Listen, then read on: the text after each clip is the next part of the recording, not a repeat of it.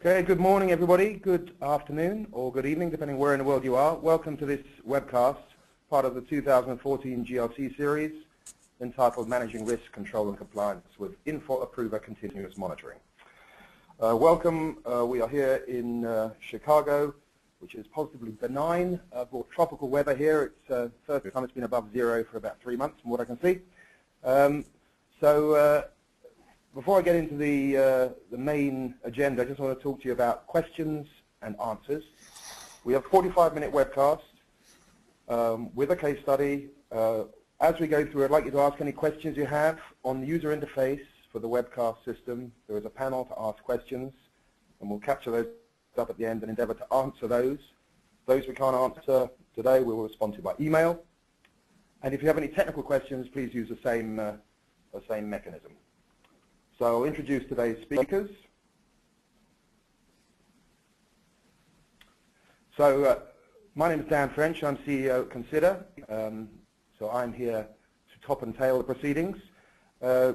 Joined from London by Steve Rooney, who's a consulting practice leader and a subject matter expert in all matters continuous monitoring, GRC, and Approva. I'm very pleased to be here in Phonak, Sonova headquarters in Warrenville, Illinois, with Steve Buchner, Senior Manager IT at Sonova. Thank you. So that's us. Just a few words about Consider. We focus on helping our clients achieve a state we call world-class finance, which is all about ensuring the finance function delivers the value it needs to the business, and including in that all of the supporting systems.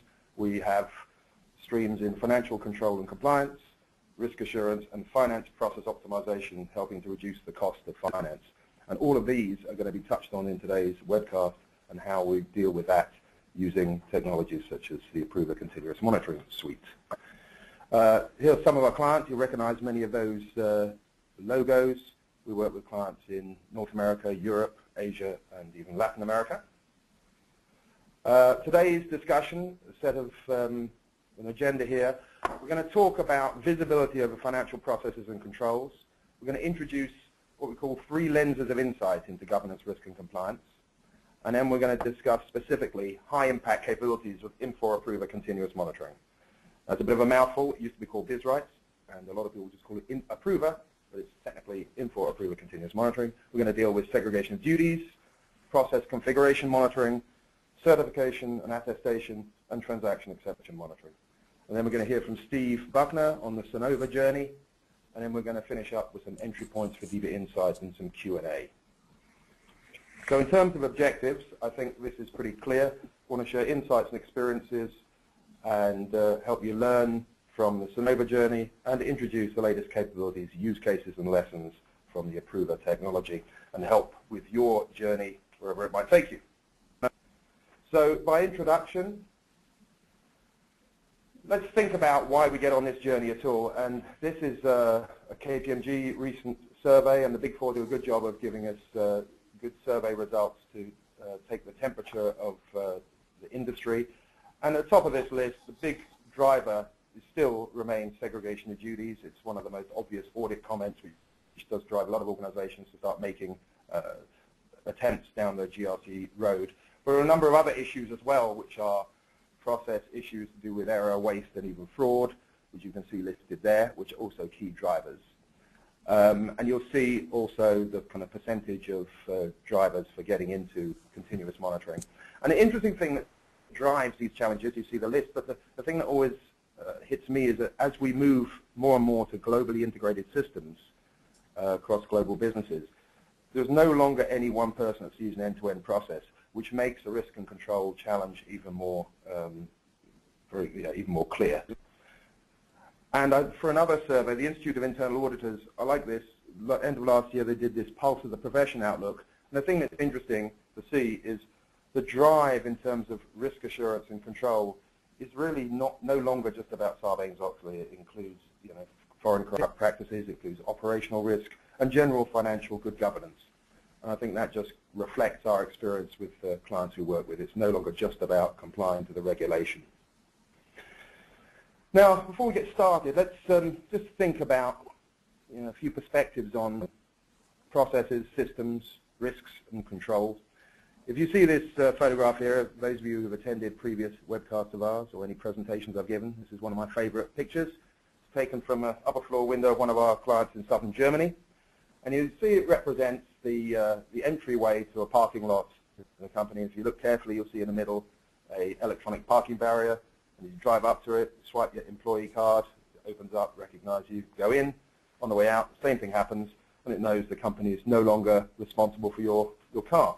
And of course, every 3 months, the manufacturer of the barrier come in and they send the engineer in, they give it a test, and they prove absolutely conclusively that it works 100% of the time and gets signed off, and then the fees for the service on the barrier are paid.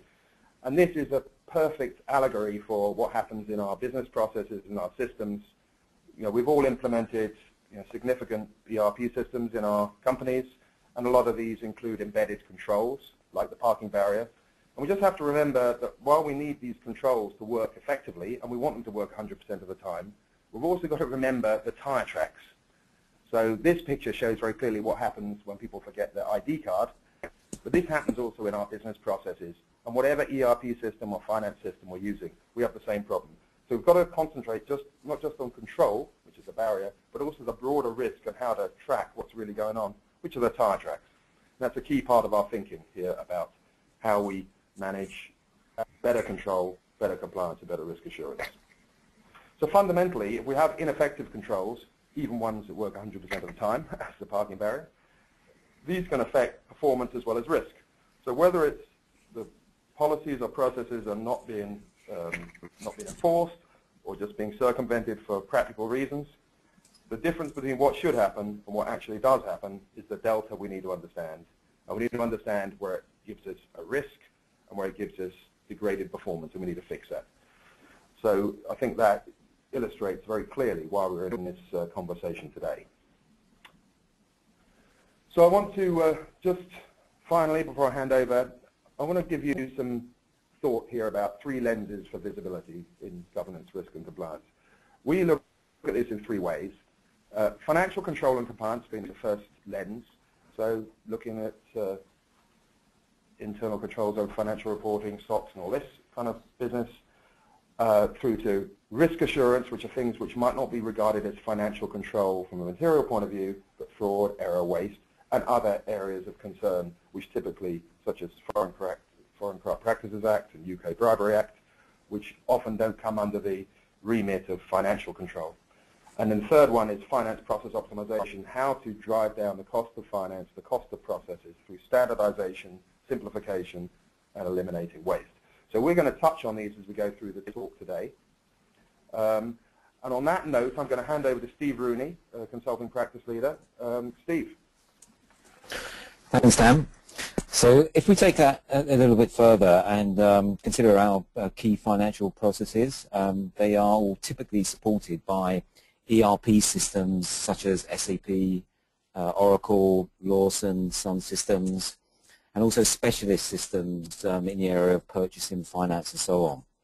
So the essential details of the setup and execution of those processes are contained within the systems.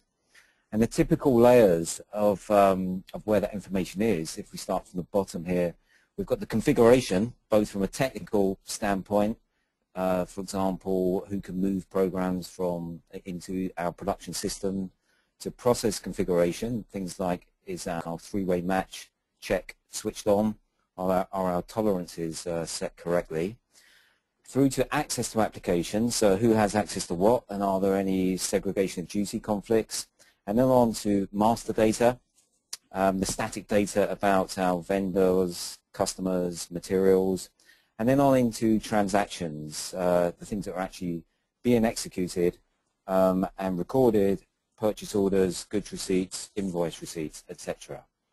Now the bottom 2 layers are more about what can be done, and the top 2 layers are what is actually happening within those processes. And all 4 layers are relevant for us to monitor through the 3 lenses that Dan previously described. Now if we look at the Infor Approva product suite, it's organized to monitor at those 4 different layers. and in an application-independent way, such that multiple applications can be monitored from the single platform.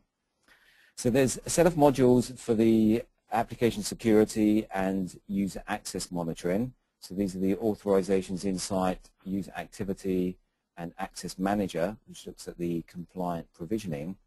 Then from the transaction master data layers, what are called the process insights, looking at the key financial processes, procure to pay, general ledger, order to cash, along with the Process Insight Studio, which enables us to extend the process monitoring beyond those processes and gives us flexibility within the standard processes to do more monitoring for things that are significant to us. Then we have the system, the configuration insight, which looks at process and system configurations. And finally, the certification manager module, which is used to periodically certify or test key control areas such as user access. So generically, should the people that do have access to our system, should they have access? And also can certify other manual controls such as manual journal entries. Now the monitoring process is looking for exceptions. So exceptions to things that are happening that maybe shouldn't be happening. Now, it's difficult to make decisions on those reported exceptions unless you have visibility of the context and the supporting information. So, for example, in the case of a segregation of duty issue, it's useful to know, yes, the user does have access to those areas of the system, but are they actually using the transactions and programs that they have access to? If they're not using them, then it's an easier decision to remove the access and eliminate the SOD risk. So a key objective of Infor Approva is to provide all of the needed context such that decisions can be made, actions taken and recorded, and results tracked over time. In terms of the applications monitored by Infor Approva, here's a list of some of the applications being monitored at various companies around the world. However, the architecture is such that any system where the information or data to be monitored is accessible, so for example in the applications database, then Approva can be used to monitor that. So let's have a closer look at each of the lenses, starting with financial control and compliance. So this area is typically driven from the ICFR, internal controls over financial reporting, and the prime focus areas tends to start with segregation of duties and things related to user access, also configuration and transaction monitoring, but in the context of mitigating the risk that may exist through user access. Taking the access control cycle a little further, this slide and this cycle illustrates a step-by-step approach to establishing a robust and compliant access control framework. So if we start at the top here and work our way around, firstly establishing the risks that are significant to monitor, so the policies for segregation of duties, sensitive access, and so on. Then having established the risks that we need to monitor, looking at our systems, our applications, and identify where the risks are. Then fixing those risks, remediating the threats as far as we can. So from a user access perspective, removing unneeded access. That's not always, you can't always fix all of the risks, so there will be a need to mitigate some of that by establishing compensating controls. Then continuing to analyze the risk, any changes that are made to your ERP system, so to prevent any new risks from entering. Then automatically provisioning those change requests into the ERP systems, and then doing the periodic review of all users and certifying that they should have access to the system. Now, there's always a balance to be made when looking at the segregation of duties. So enough control has to be in place to minimize the risk. However, you can never lock down everything. Otherwise, the business would struggle to operate on a day-to-day basis. Therefore, there will be residual risk, and that residual risk needs to be effectively mitigated using compensating controls. Looking at how Infor Approva defines segregation of duty rules, what we're seeing here is an example of a SAP segregation of duty rule, and essentially here defining the, in this case, the transactions in SAP that together would constitute a conflict in the context of this one's for creating vendors and creating invoices. So if one person can do both things, it's a risk. Similar principle but different detail, we now see an SOD rule for the Lawson system. So again, the principle is you define your SOD rules, there will be similar risks, and at the detailed level it will vary depending on the ERP system that you are monitoring.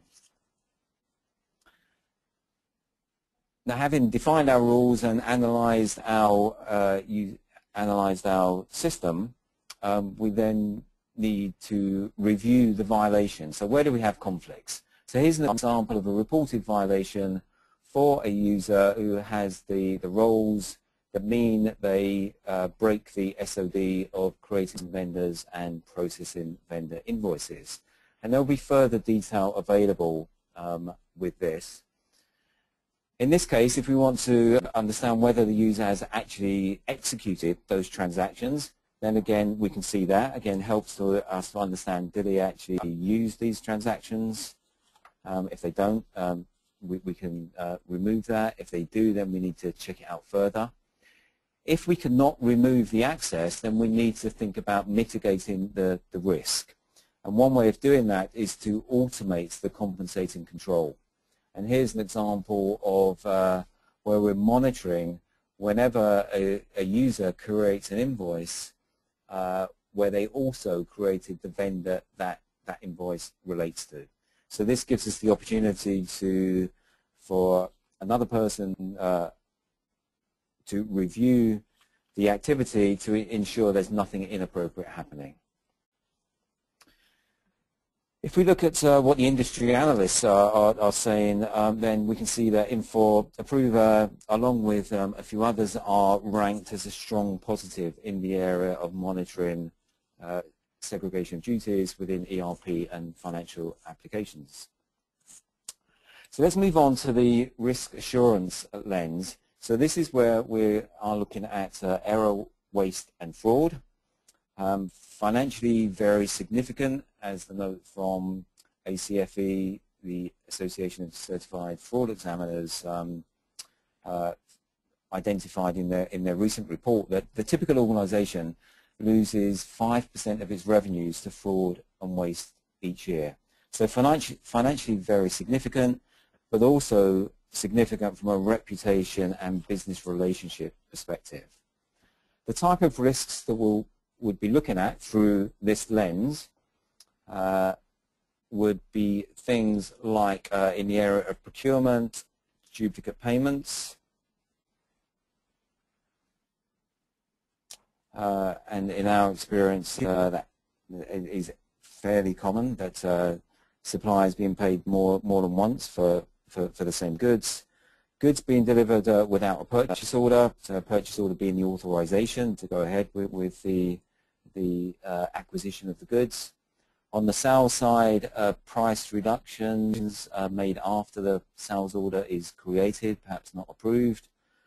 Examples on the fixed asset side, asset depreciation periods that may be shorter than the guidelines recommend, so therefore our assets are being written off in a shorter time frame. Back to Infor Approva to see an example of how the duplicate payments would be defined. Here we're seeing a payment record essentially, and we're identifying which of the fields within the payment record we want to check for potential duplicates. In this one we are looking at the currency, the value, and the vendor ID. doing an exact match on those. We can also do fuzzy matches on things like the vendor name if it was relevant. So that's how we define the conditions for the duplicate, and then that information is used to analyze the transactions, and any potential duplicates are reported, and we can see an example here where it, according to our conditions, identifying two different payment records that appear to be duplicates.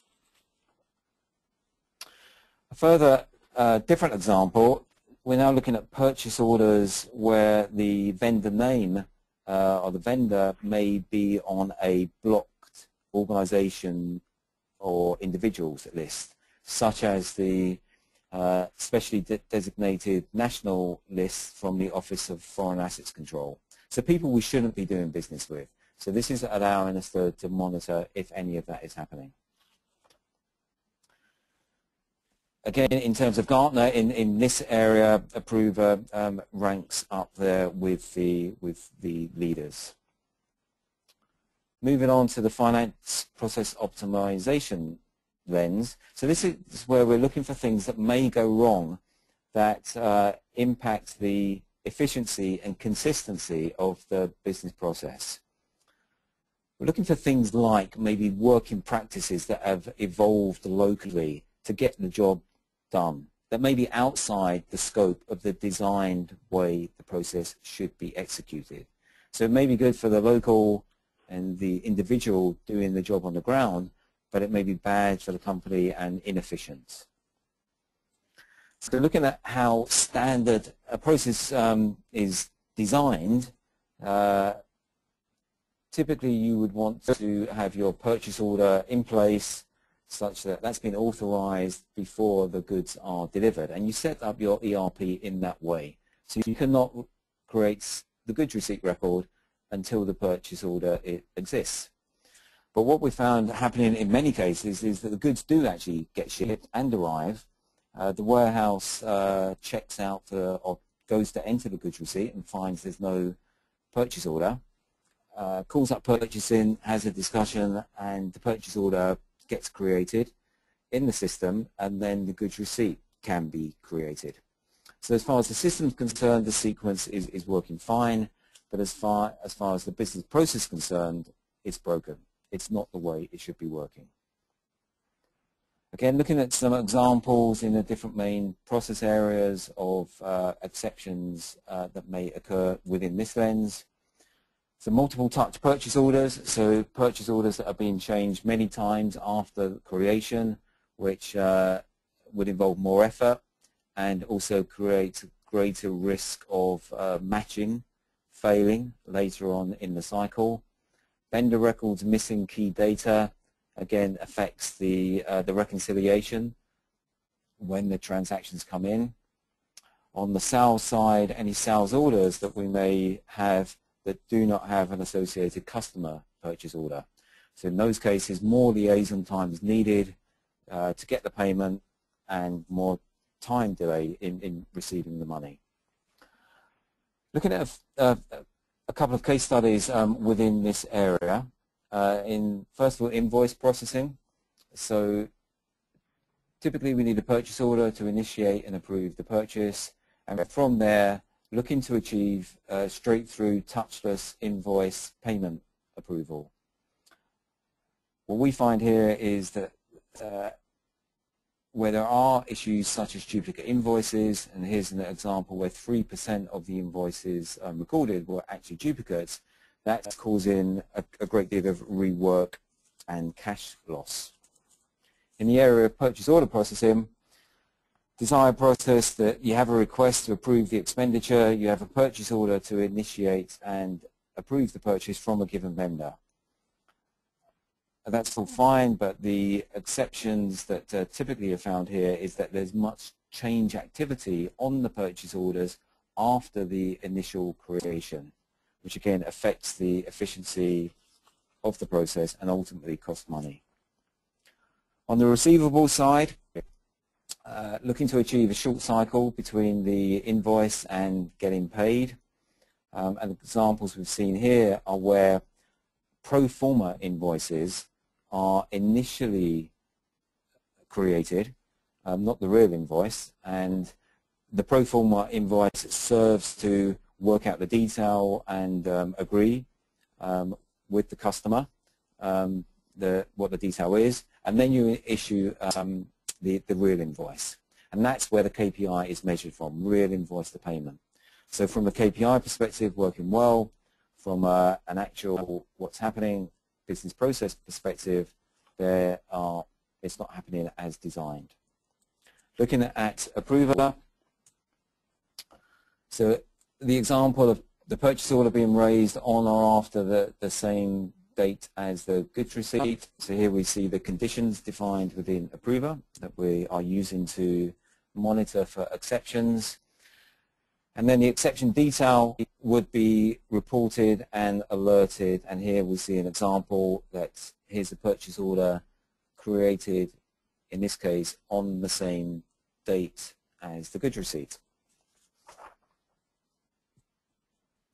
In the case of duplicate vendors, here's an example where, again, similar to duplicate payments, where we're looking for, based on certain criteria, vendors where we have multiple records for the same vendor company. In terms of critical success factors that we see on GRC initiatives, the main ones listed here. Key to get the stakeholder alignment, so it always needs good cross-functional groups of executives involved from finance, IT, internal audit. It's important to consider that it's not just a project, rather it's a sustaining set of activities over time. There has to be clarity and agreement of the vision, short and long-term objectives. Associated processes need to be well-defined and implemented. It's not just a case of implementing tools. That alone doesn't solve it. Those processes need to be defined, and there needs to be good cross-functional process ownership. People skills and knowledge needs to be continual education and reinforcement of best practice. And on the tool side, just be clear on the job to be undertaken. There are many GRC tools, and different tools do different things, so it's important to choose the tools to achieve what you are looking to achieve. Thank you very much, Steve. That's a very good walkthrough of the capabilities of Infor Approva. I'm very pleased to be sitting next to Steve Buchner, Senior Manager IT Operations at Sonova in Chicago. So I'm going to hand over now to Steve to give us a little bit of a story through the Sonova and Phonak hearing systems journey. Steve. Okay, thank you. So first, a bit about who we are. You know, like Dan said, I manage IT operations for Sonova. Sonova is a group of companies with all things hearing health. Our two main hearing aid brands are Phonak and Unitron. A few years ago, we also acquired a cochlear implant company, Advanced Bionics, and we also have a retail division called Connect Hearing, where and all these companies and brands together form Sonova. So I work across all brands, and today we're going to talk about our journey with GRC as it relates to the Phonak and Unitron brands, really our wholesale hearing aid business, and it's all based on SAP. So our journey started really in early 2010 based on an internal audit finding from 2009, where we really had unrestricted SAP user access rights for critical transactions. So they were viewing some purchasing processes and who had access to this, and you know, that it really got the level of attention to where we really needed to do something as it related to segregation of duties and sensitive access. And that's really where the whole process, that was the trigger to the whole process for us.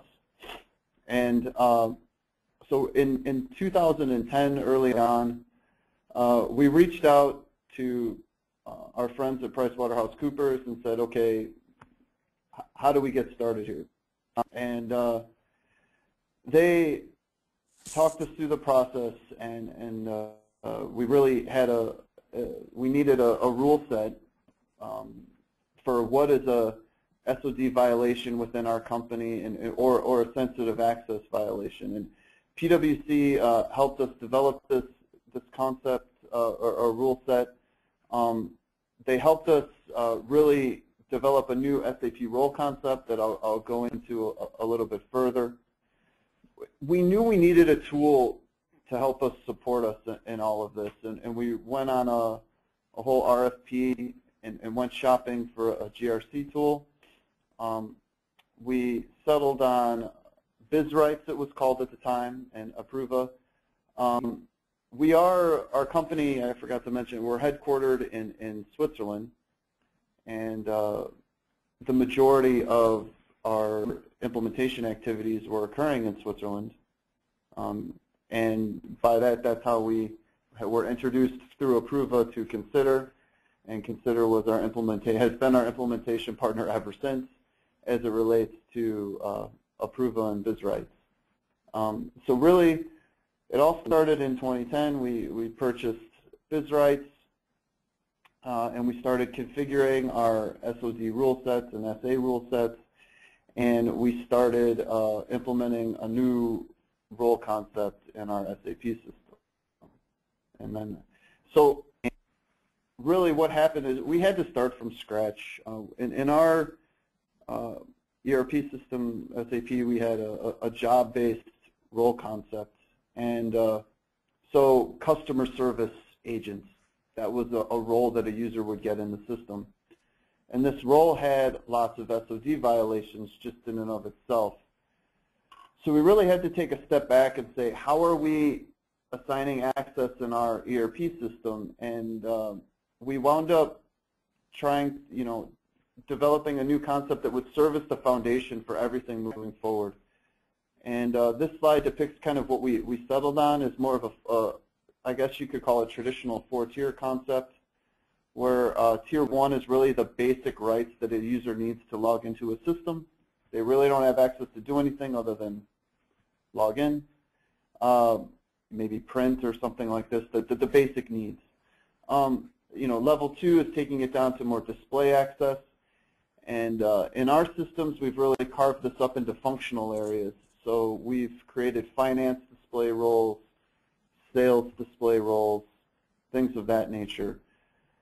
Then this is where we really needed to take to the next level, at a level 3 functional roles. We had very broad roles before where people could create and change data across multiple functions. And that really proved to be hard for us to deal with SOD and SA violations because we didn't have enough granularity. So we really carved up our functional roles into tasks, meaning that there's a specific access in our system to just create and change a sales order, or create and change a vendor, or create and change an invoice. And these are all individual roles. So then when we go through the remediation process, if there is a violation, we could take access away from a user without having to redesign our whole security concept. Then the last level is really a control point for organizational values. So our functional display and general roles are all global. We have one global ERP system. And we give people access to different organizations depending on what country they're working in. So someone will have access to create a sales order, a level 3 role, but they will only have that access for the company that they're working in. And that really set the foundation for us. We had 3 different role concepts because of a global rollout of SAP just going on for, it was, just rolling out SAP took us 7-8 years in a global rollout. And over that time, we had a couple different role concepts in place. So the first step for us was rolling this out globally to every site that's on SAP. Now it's on the same SAP role concept, this concept. And that has set the foundation for really transitioning and starting the remediation process and laying the foundation for who gets access to what. And that's really where we're focusing things on now. I mean, I spoke about it before. Some of our challenges is our security concept before was too broad. It didn't have enough granularity, so we had too many roles and too many authorizations in roles, and we really couldn't control any SOD violations. You know, we had kind of the other side of the coin is we had our security resources were the ones making decisions on who had access to what. So someone in the business would come to IT and say, I need access to create and change a sales order. Okay, great. I'm not sure what, you know, if you really need access to that or not, but we didn't really have the procedures in place to put the power, the decisions needed to be made with the right people. You know, we didn't have a lot of automation around this, and we didn't have a rule set. So, you know, we needed to really start from scratch. Then, you know, that all led to us, you know, really transitioning user access and provisioning and all the theory around that from IT to finance. You know, when we did this, now we have IT is just the messenger. We don't determine whether someone gets access to a transaction or a function or not. And we've been working very hard the last few years with Consider on doing this. You know, last year we kicked off our global rollout of the new role concept, and this is now live in all 12 countries that we use SAP in. And we're currently, you know, even to this day, going through SOD and SA remediations in each of these sites, and Approva is the foundation for that. You know, like I mentioned before, is another key component to this is provisioning.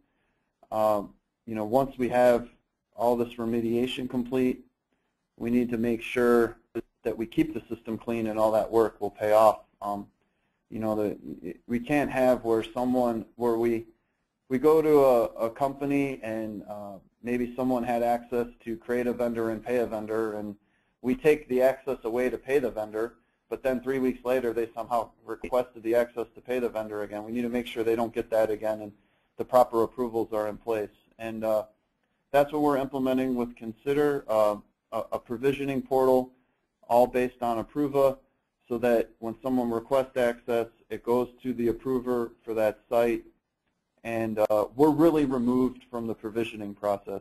If someone comes to IT and says, I don't have access to something, we say, well, you know, we don't give the approval of whether or not that happens. We'll put in the request, but it's really up to the process owner in that area for that company whether or not you get that right. You know, moving forward, we're really looking at completing this global rollout, remediation, and implementing the provisioning process.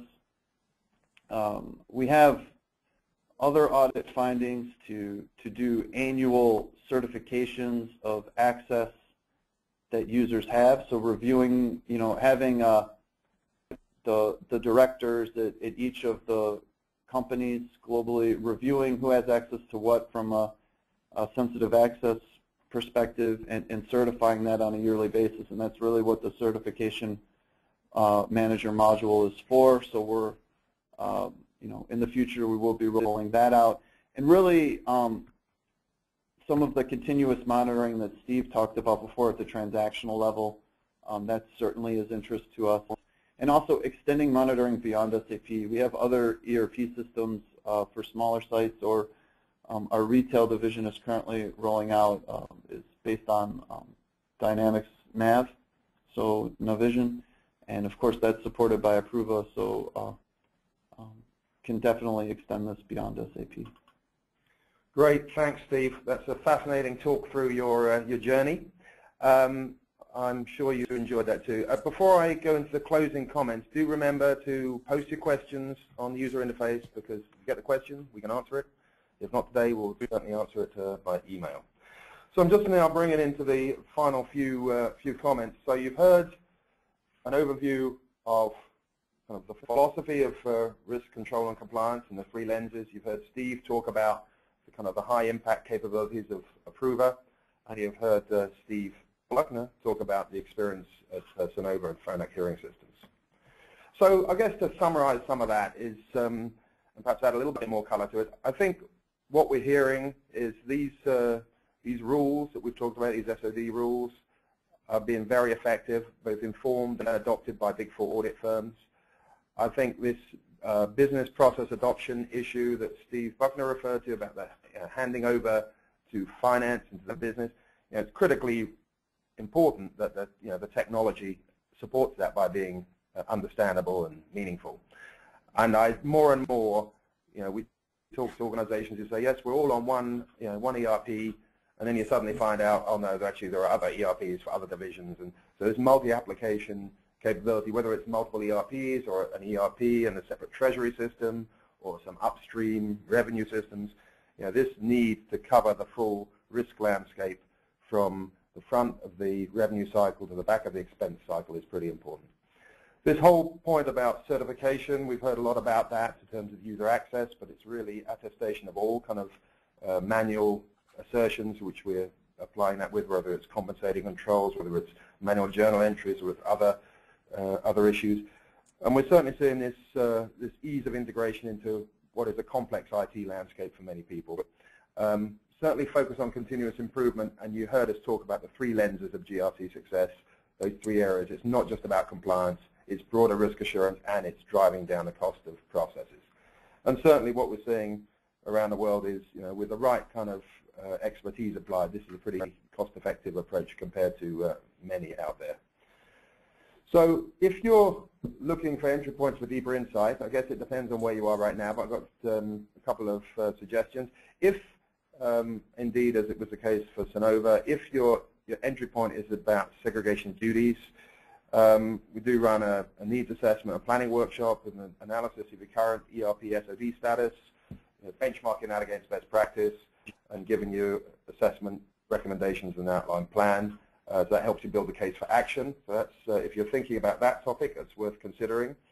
If you're thinking more about the transaction exception monitoring, both for risk assurance or for compensating controls or for driving process efficiency, we have this quick scan, this diagnostics approach. Again, take a targeted process and organization scope for you and do 100% transaction exception analysis against key themes that matter for you.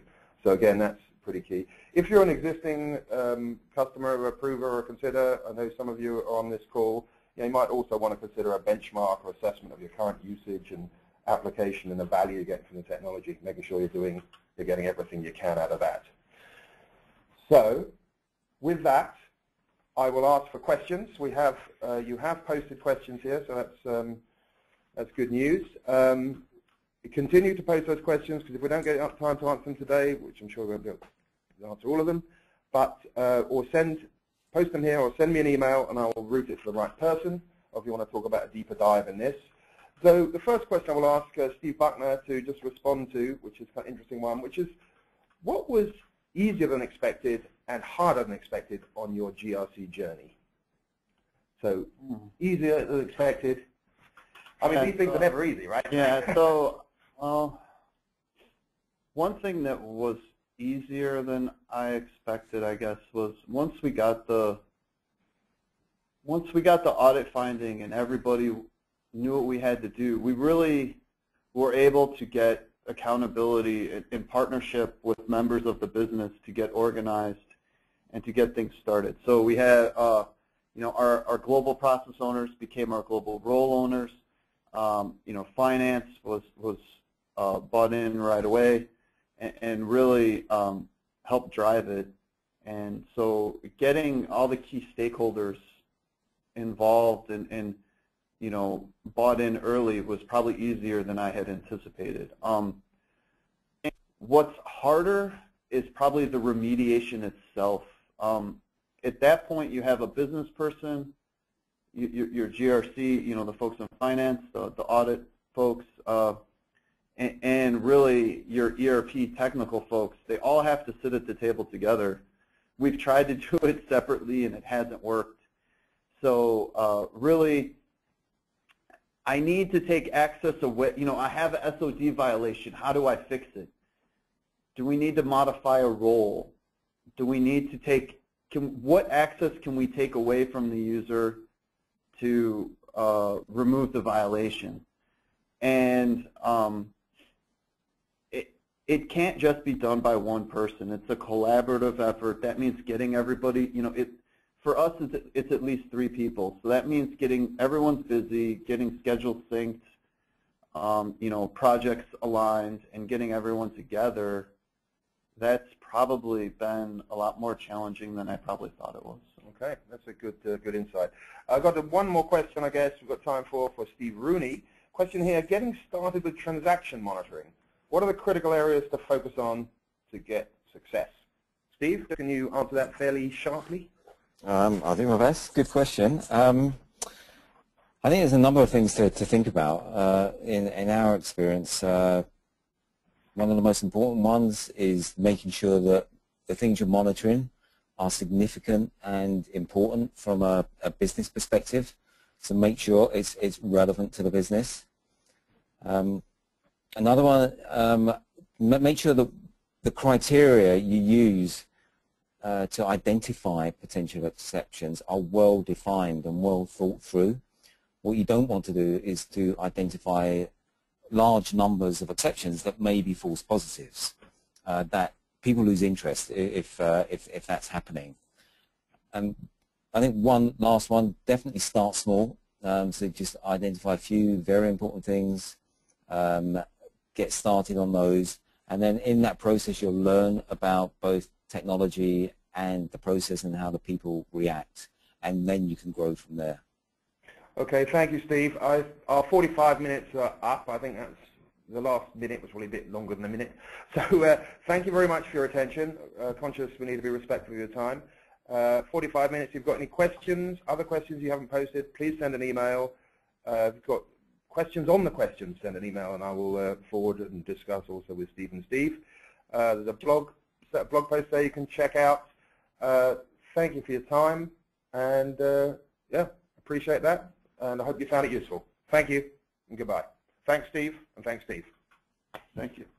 Thank you.